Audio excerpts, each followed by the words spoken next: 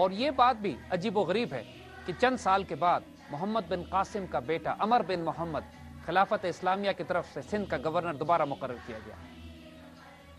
وہ داستان جو اس کے والد نے شروع کی تھی، عمر بن محمد نے اس کی بڑی خوبصورت تکمیل سندھ میں آ کے کی۔ سندھ کی فتح سے وہ تمام اسٹریٹجک آبجیکٹو جو مسلمان حاصل کرنا چاہتے تھے انہوں نے حاصل کر لیے۔ تمام سمندری راستے، سیلون، مالدیو اور آگے سری لنکا سے لے کر ملاکا اسٹریٹس، انڈونیشیا تک، یہ تمام راستے مسلمانوں کی تجارت کے لیے اور تبلیغ کے لیے صاف ہو گئے۔ ہزاروں کی تعداد میں مسلمان بلاد اسلامیہ سے دعوت و تبلیغ کے لیے ہجرت کر کے فار ایسٹ اور مشرق بعید تک جانے لگے۔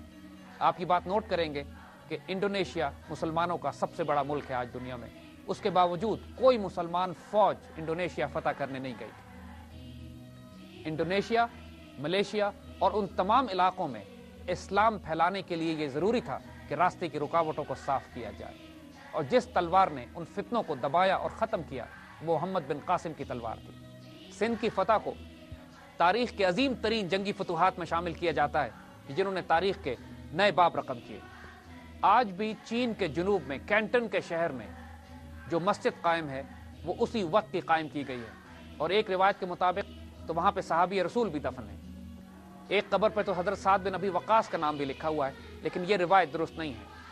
سعد بن ابی وقاص رضی اللہ تعالیٰ عنہ، جیسے ہم بات کر چکے ہیں، مدینہ منورہ میں آپ نے انتقال کیا اور جنت البقیع میں دفن ہوئے، لیکن بہرحال صحابہ اور مسلمان اس وقت چین کے جنوب اور فار ایسٹ تک پہنچ چکے تھے۔ گو کہ جو مقصد تھا حجاج بن یوسف کا کہ ہند کو فتح کرتے ہوئے اوپر چین کی طرف بڑھا جائے اور دوسری طرف قتیبہ بن مسلم آگے جا کر چین پر قبضہ کر لے، وہ مقصد تو حاصل نہیں کیا جا سکا، لیکن اس سے تھوڑا نیچے مسلمانوں نے ہندوستان کو بہرحال اپنا مرکز بنا لیا۔ جنوب سے پیش قدمی کرتے ہوئے جب مسلمان جنوبی ہند یا وہ علاقے جو اب پاکستان ہیں وہاں تک پہنچے، اور اس میں بھی ہمیں کہنے میں کوئی عار نہیں کہ محمد بن قاسم پہلے پاکستانی تھے،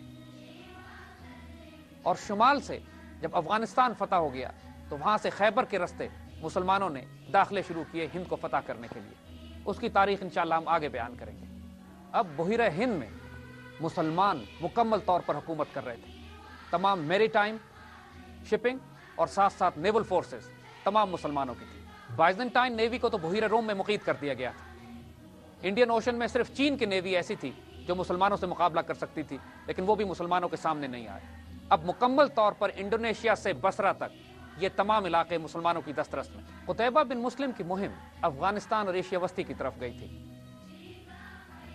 اگر اس مہم کو بھی شامل کر لیا جائے تو کچھ عرصے میں یہ وقت آ پہنچا تھا کہ جب سلطنت اسلامیہ کی سرحدیں کاشغر سے لے کر قسطنطنیہ تک، اور قسطنطنیہ سے لے کر یمن تک، اور یمن سے لے کر اسپین اور پھر ہند تک پھیلی ہوئی تھی۔ یہ تمام سلطنت دمشق کے خلافت امیہ کے دور میں قائم ہو چکی تھی۔